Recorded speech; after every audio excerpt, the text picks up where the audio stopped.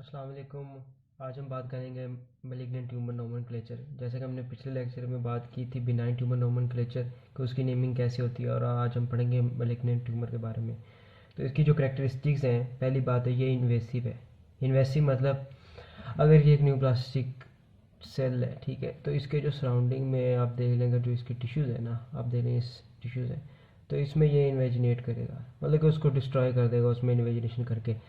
लेकिन अगर आप बिनाइन ट्यूमर में देखें तो उसमें क्या करता था, वो उसमें इन्वेजिनेट नहीं करता, बल्कि अपनी उसे पुश करके उस टिश्यू को अपनी जगह बनाता था, बल्कि सराउंडिंग टिश्यू को वो इफेक्ट नहीं करता था। मगर मैलिग्नेंट ट्यूमर है, जो इसके सराउंडिंग में टिश्यूज होते हैं, ये उनको इफेक्ट करता है। ठीक है, तो ये डिफरेंस है मैलिग्नेंट और बिनाइन में।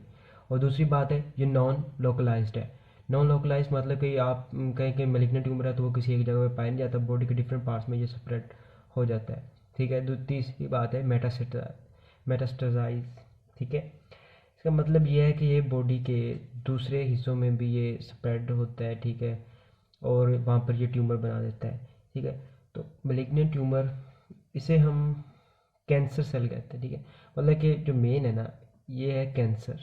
जो वर्ड कैंसर यूज़ होता है वो मैलिग्नेंट ट्यूमर के लिए यूज़ होता है। सही है। एक ये एक एबनॉर्मल अनकंट्रोल्ड ग्रोथ है सेल्स की। ठीक है, जो कि सराउंडिंग टिश्यूज़ में इन्वेजिनेट करता है। ठीक है, और सराउंडिंग ब्लड वेसल्स होगी या लिम्फेटिक्स हो गए। ठीक है, और वहाँ से फिर ये डिटैच होता है। डिटैच होके ये दूसरे बॉडी पार्ट्स में जाता है और वहाँ पर जाके ये अपनी ग्रोथ स्टार्ट करता है। उस ग्रोथ को हम कहते हैं सेकेंडरी ग्रोथ। मतलब कि आप ये समझ लें कि सबसे पहले मैलिग्नेंट ट्यूमर जो है वो स्टार्ट हुआ पॉइंट 1 पे।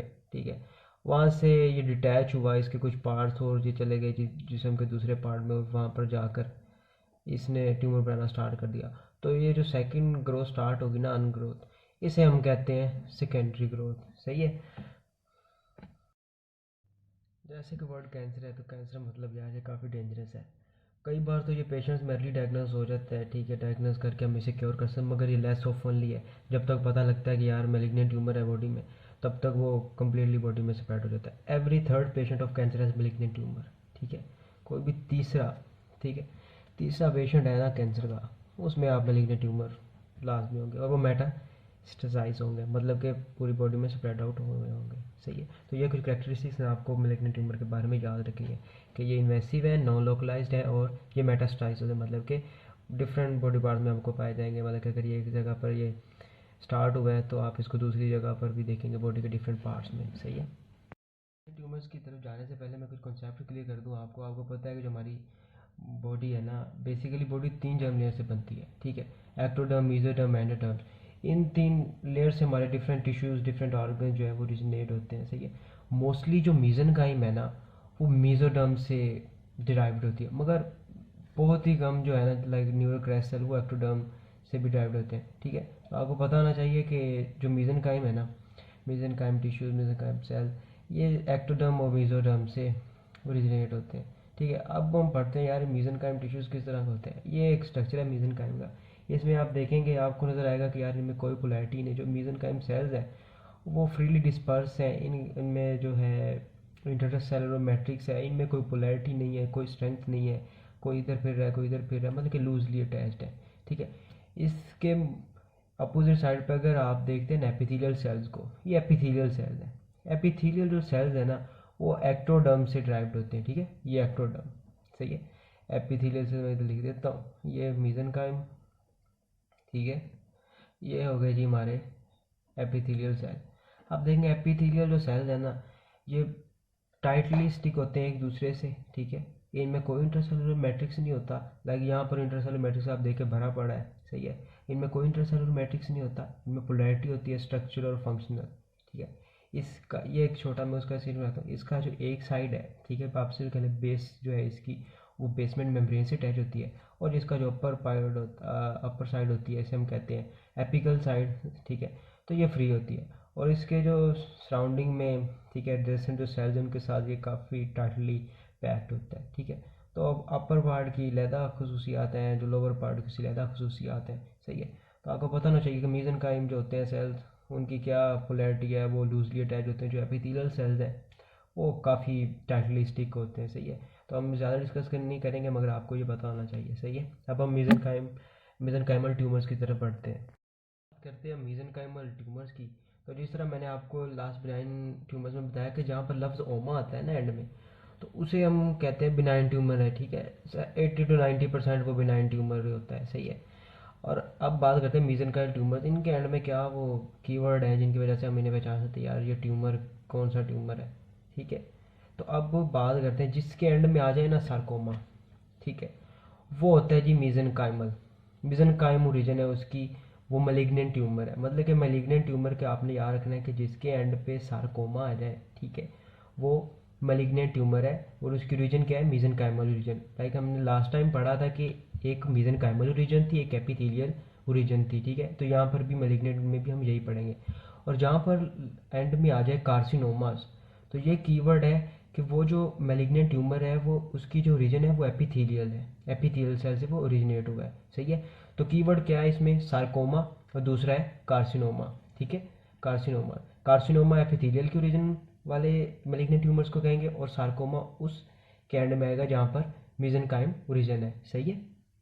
आपके सामने लिस्ट है पूरी एक, ठीक है, कि इन सब के आगे सार्कोमा लगा हुआ है। तो जो मैलिग्नेंट ट्यूमर्स है और रीजन क्या है, मेसेनकाइम रीजन, ठीक है। याद रखना है आपने कि एक मेसेनकाइम रीजन है और दूसरी एपिथेलियल रीजन। अब हम बात करें मेसेनकाइम रीजन की, और मेसेनकाइम ओरिजिन के एंड में क्या लफ्ज आता है, सार्कोमा, ठीक है। इन सब के एंड में सार्कोमा है, सिवाय इन दो को छोड़ को इनके एंड में ओमा। आपके जहन में आएगा यार ये शायद बिनाइन हो, मगर ये बिनाइन नहीं है, क्योंकि मैंने आपको बताया था कुछ इस तरह के ट्यूमर्स होते हैं जिनके एंड पे ओमा आता है, मगर वो बिनाइन नहीं होते, वो मैलिग्नेंट होते हैं। और मैलिग्नेंट ट्यूमर्स की क्या कैरेक्टरिस्टिक्स हैं, वो इन्वेसिव होते हैं, नॉन लोकलाइज, मेटासाइज होते हैं, ठीक है। मतलब कि वो सराउंडिंग में जो उसके टिश्यूज होते हैं उनमें वो इन्वेजिनेशन कर लेते हैं। बात करते हैं फाइब्रोसार्कोमा की। फाइब्रोसार्कोमा आपको फाइब्रो के सीजन में आएगा, फाइब्रोसाइट्स, ठीक है। अगर मैगलेंसी है जो ड्राइव फ्रॉम फाइब्रोसाइट्स तो हम उसके कहेंगे फाइब्रोसार्कोमा। अगर जो मैगलेंसी है वो लिपिड सेल्स में होगी, ठीक है। लिपिड सेल्स कौन से होते हैं, एडिपोसाइट्स, ठीक है। मैं तो लिख देता हूँ एडिपोसाइट्स। अगर यहाँ से मैलिग्नेंसी डिराइव्ड होगी, ठीक है, तो जाहिर सी बात है उसे हम लाइपोसार्कोमा कहेंगे, ठीक है। अब कॉन्ड्रोसाइट्स, कॉन्ड्रोसाइट्स का आपको पता है, कॉन्ड्रोसाइट्स से अगर होगी ड्राइव्ड तो हम उसे कहेंगे कॉन्ड्रोसार्कोमा। इस तरह ओस्टियो से अगर होगी तो हम उसे कहेंगे ओस्टियोसार्कोमा। इस तरह एंजियो से होगी तो हम कहेंगे एंजियोसार्कोमा। इसी तरह अगर लिम्फेटिक्स में अपना मैलिग्नेंसी डिराइव्ड होगी, ठीक है, तो हम उसे कहेंगे लिम्फोसार्कोमा। अब बात आती है मिजोथेलियोमा, ठीक है। तो मिजोथेलियम ऑफ प्लूरा जो है ना, उसमें अगर अनग्रोथ अनकंट्रोल्ड ग्रोथ स्टार्ट हो जाए सेल की, तो उसे हम कहते हैं मिजोथेलियोमा। तो और ये सराउंडिंग के जो इसके टिश्यूज होते हैं उनमें ये इन्वेजिनेट करता है, तो इस वजह से ये भी मैलिग्नेंट में गिना जाता है। अगर वो इन्वेजिनेशन नहीं करता, नॉन इन्वेसिव है, तो हम इसे बिनाइन कंसीडर करेंगे। मगर अगर ये इन्वेसिव है तो हम इसे मैलिग्नेंट मैलिग्नेंट समझेंगे, ठीक है। अगर नॉन इन्वेसिव है तो बिनाइन कंसिडर करना है, अगर इन्वेसिव है तो फिर मैलिग्नेंट कंसिडर करना है। इसी तरह मेनिंजियोमा है, ठीक है, ये भी उसकी एग्जांपल। अगर ये इन्वेसिव है तो इसे मैलिग्नेंट कंसिडर करना है, अगर नॉन इन्वेसिव है तो इसे हमें बिनाइन ट्यूमर कंसिडर करेंगे, ठीक है।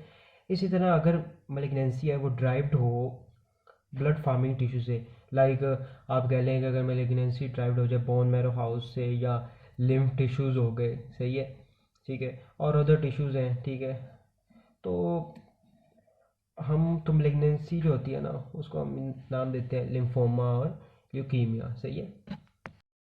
अब आगे ये जो दो कंडीशंस है ना, लिम्फोमा और ल्यूकीमिया, ये इसके बारे में आप ज़रा आप कॉन्सेप्ट बना लें। लिम्फोमा जो होता है ना, ये ट्यूमर है, एक जगह से ओरिजिनेट हुआ और वो आपको एक सॉलिड मटेरियल में नजर आएगा। मतलब कि ये एक सॉलिड डिस्क्रीट मास है जो काफ़ी मतलब कि कोहेसिव है। कोहेसिव मतलब कि बाउंड होता है। अगर आप इसको फाइंड आउट करें ना तो ये आपको समझ बोना मेरे हाउस में ना, तो आपको सिर्फ ये कॉर्नर पे नजर आएगा। मतलब कि आप ये कह लें कि एक पॉइंट में नजर आएगा, आपको ये स्प्रेड आउट नहीं होगा, मतलब कि इधर भी है इधर भी है, यहाँ पर नजर नहीं आएगा। अगर आप टिश्यू में देखेंगे तो ये सिर्फ आपको एक साइड में नजर आएगा, एक कोहेसिव मास सा, ठीक है। तो ये लिम्फोमा की आप ये समझ लें कि उसको हम किस तरह फाइंड आउट कर सकते हैं, ठीक है। तो ये नहीं करता कि इस पॉइंट से यहाँ पे चला गया, यहाँ से यहाँ चला गया, ठीक है।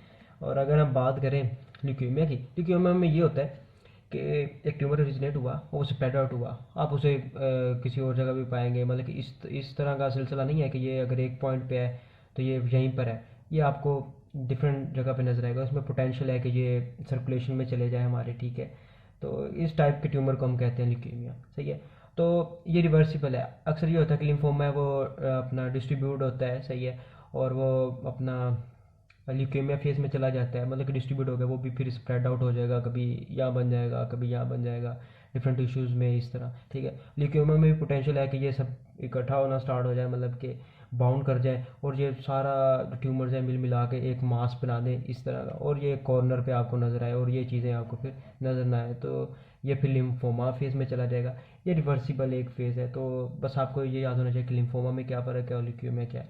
लिम्फोमा एक सॉलिड मास है जो आपको एक क्लियर नज़र आएगा कि यार यहाँ पर एक ट्यूमर है और वो स्प्रेड आउट नहीं है। ल्यूकेमिया में ये है कि आपको वो हर जगह स्प्रेड आउट हो सकता है, इवन आपकी सर्कुलेशन में भी आपको उसे फाउंड आउट कर सकते हैं, और आप उसको बोन मैरो हाउस में या टिश्यूज़ में भी डिफरेंट जगह पे आप उसे फाइंड आउट कर सकते हैं। सही है, ठीक है। हमने बात कर ली पहले मेसेनकाइमल रीजन की, अब बात करते हैं कुछ एपिथेलियल रीजन की। एपिथेलियल मेलिग्नेंसी क्या है, सही है। तो इसका कीवर्ड क्या था, कार्सिनोमा, ठीक है। इसके एंड में आता है जी कार्सिनोमा। आप देखें एपिथेलियल ट्यूमर्स है ना, वो एक्टोडर्म से भी ड्राइव्ड होते हैं, मेसोडर्म से भी होते हैं, इवन के एंडोडर्म से भी होता है। मतलब कि आप ये कह सकते हैं कि कार्सिनोमास है ना, वो किसी भी जर्म लेयर से ड्राइव्ड हो सकते हैं। अब एक सिंपल सी मिसाल देता हूँ आपको, एपिडर्मिस, हमारी जो स्किन है, ठीक है, वो भी एक्टोडर्म से ड्राइव्ड हुई है, तो जाहिर सी बात है कि जो हमारी एपिडर्मल ट्यूमर भी बन सकता है, शुड बी कार्सिनोमास है। Epidermal tumour should be carcinomas, ठीक है। तो स्किन कैंसर, ठीक है। अब हम इसकी कुछ एग्जांपल्स लेते हैं, like cutaneous squamous cell carcinomas, basal cell carcinomas, malignant myeloma. तो ये वन बाय वन डिस्कस करते हैं इसको। करते हैं ये कुछ कार्सिनोमास की। Cutaneous squamous cell carcinoma. अब क्यूटेनियस स्क्वेमस है जो एपिथेलियम है, ये कहाँ फाइंड होती है। तो ये जो कार्सिनोमास हैं, एपिडर्मल ट्यूमर हो गए इसमें, ठीक है। Epidermal tumour from skin, mouth, oesophagus और लंग्स से या किडनी से।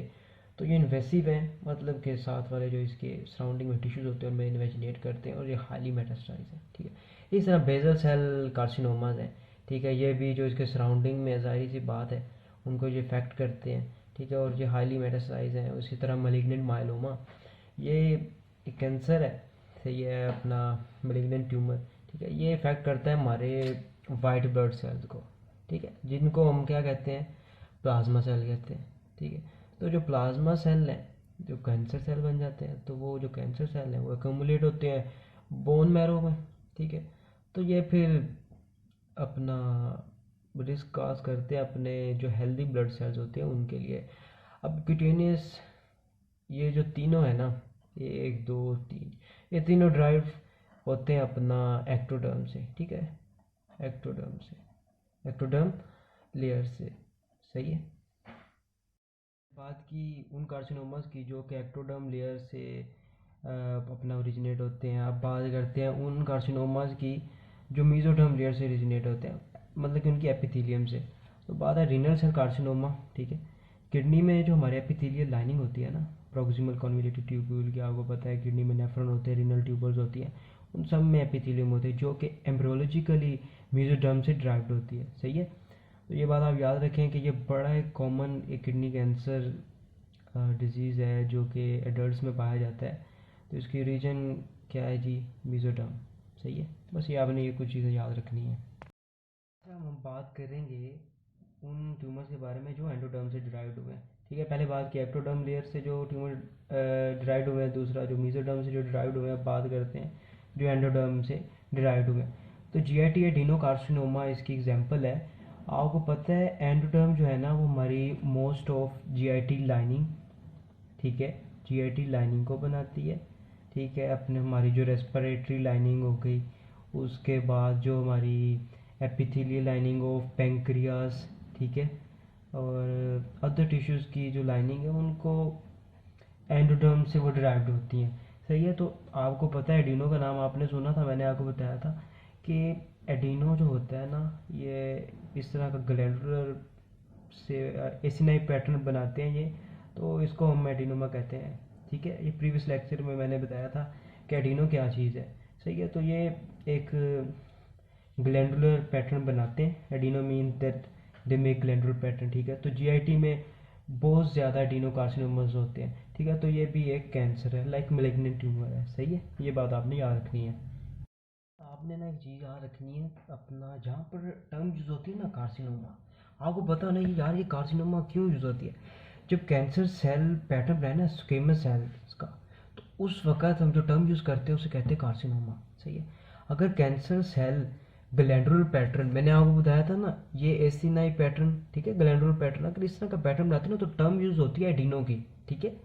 अगर कैंसर सेल्स हैं वो फिंगर लाइक प्रोजेक्शंस, मैंने आपको बताया था फिंगर लाइक प्रोजेक्शंस लाइक जिसको फ्रोनल्स कहते हैं, ठीक है, अगर उस तरह का पैटर्न बनाते हैं ना तो हम टर्म यूज़ करते हैं पेपिलरी। ठीक है। अगर अगर कोई पैटर्न ही नहीं बना रहा, ठीक है, अगर हमको कैंसर सेल देखें मैलिग्नेंट ट्यूमर है वो कोई पैटर्न नहीं बना रहा तो हम उसे सिंपल कहेंगे अनडिफ्रेंशिएटेड कार्सिनोमास। ठीक है, ये आपने चीज़ याद रखनी है। ये हमारा रियल टॉपिक। ठीक है। मैंने आपको बताया था कि जहाँ पर लफ्ज़ोमा है, सही है, वो बिनाइन है, 80 to 90% उसको बिनाइन ही आपने कंसिडर करना है। मगर कुछ इस तरह जिनके एंड पे ओमा आता है मगर वो बिनाइन नहीं है, वो मलिग्नेंट भी हो सकते हैं, उनमें भी बिनाइन भी हो सकते हैं, तो वन बाय वन डिस्कस करते हैं। सबसे पहले बात करता हूँ मेनिंजियोमा की।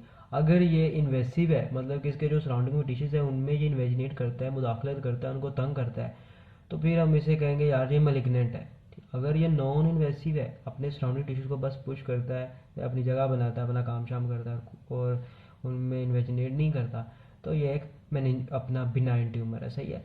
तो ये बिनाइन भी हो सकता है, मेलिग्नेंट भी हो सकता है। मेलिग्नेंट इस शर्त पे होगा अगर ये इन्वेसिव है, और बिनाइन इस शर्त पे होगा अगर ये नॉन इन्वेसिव है। ठीक है, तो ये टर्म आपकी क्लियर होगी। बात करता हूँ ग्लायोमा की, इसके एंड में म्योमा है मगर ये मेलिग्नेंट है। सही है।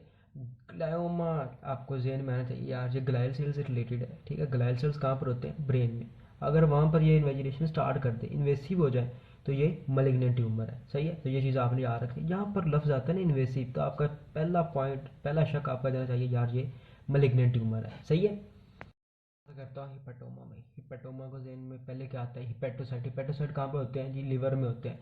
अगर लिवर में ट्यूमर राइज हो जाए और वो उसके जो सराउंडिंग पैरेन्काइमल सेल्स हैं उनमें इन्वेजिनेशन स्टार्ट कर दे, उनको तंग करना स्टार्ट कर दे, तो उसे हम क्या कहेंगे जी? यार ये भी मलिग्नेंट ट्यूमर है। हालांकि एंड पे ओमा है मगर ये मलिग्नेंट है। अगर नॉन इन्वेसिव होगा तो ये बिनाइन समझा जाएगा, मगर अगर इन्वेसिव होगा तो ये मलिग्नेंट समझा जाएगा। अब बात करता हूँ मेसोथेलियोमा की।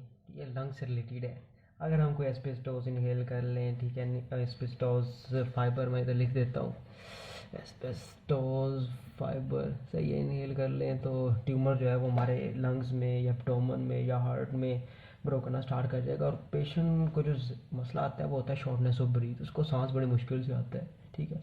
और जब तक ये डायग्नोज होता है ना ये ट्यूमर, ठीक है, फुली मेटास्टाइज हुआ होता है। सही है। और बंदे की जो ज़िंदगी है ना वो 12 महीने तक रहती है। वो अलहदा बात है, बंदा अगर लंदन चला जाए तो ज़्यादा देर जी लेता है, मगर पाकिस्तान में रहेगा तो भाई वो 12 मंथ ही रहेगा, उसके बाद उसकी किस्मत है या जो अल्लाह को मंजूर है। सही है। तो आगे जी हमारा लिम्फोमा। लिम्फोमा पहले भी डिस्कस किया, अभी भी बता दूं। ठीक है, ये मेलिग्नेंट कैंसर हो जो स्टार्ट होता है हमारे इम्यून सिस्टम में, जैसे हम लिम्फोसाइट्स हो गए। ठीक है। और ये जो ट्यूमर है ये फॉर्म होता है हमारे बोन मैरो हाउस में, ठीक है, और अदर पार्ट्स में, मगर एक सॉलिड मटेरियल ही बनाता है, बस आपने याद रखना है। अगर ल्यूकीमिया होगा तो वो आप समझ लें कि वो कभी आपको डिफरेंट जगह पे वो नज़र आएगा, मगर जो लिम्फोमा होगा वो एक सॉलिड आप कह लें कि कोहेसिव मास है जो आपको एक स्टेबल जगह पे नज़र आएगा, तो आप कह सकते हैं यार ये लिम्फोमा है। सही है। सेमिनोमा की। अब इसके इससे आपके जहन में क्या आता है यार? सीमन, ठीक है, सीमन कहाँ होता है? टेस्टिस में। तो सारी सी बात है, ये एक जर्म सेल ट्यूमर है। ठीक है। और ये अपना टेस्टिस में होता है और मोर रेयरली, ठीक है, और जो मोर रेयरली जो इससे अफेक्टेड होते हैं वो हमारी मीडियास्टाइनम होगी या फिर अदर एक्स्ट्रागोनेटल लोकेशंस होगी। तो पेशेंट जो है वो 95% आप ये कह लें कि सर्वाइव कर सकता है अगर इसका अर्ली स्टेज में डायग्नोज हो जाए। ठीक है। बस ये चीज़ें आपने याद रखनी है। एक मैं मिस कर गया हूँ, उसको हम कहते हैं मिलनोमास। ठीक है। ये एक स्किन कैंसर टाइप है। ठीक है। ट्यूमर डेवलप होता है, पिगमेंट ट्यूमर है जिसको हम कहते हैं मिलेनोसाइट्स। ठीक है, मैं इधर लिख देता हूँ मिलेनोसाइट्स। ठीक है।